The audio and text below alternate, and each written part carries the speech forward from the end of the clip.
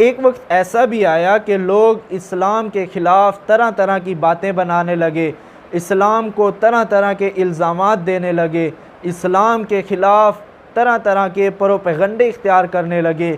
تو اس وقت اشفاق احمد ایک بہترین موٹیویشنل انسان تھے، انہوں نے ایک بہترین جملے کہے۔ وہ جملے کیا تھے؟ وہ جملے میں آپ لوگوں کو سنانا چاہتا ہوں۔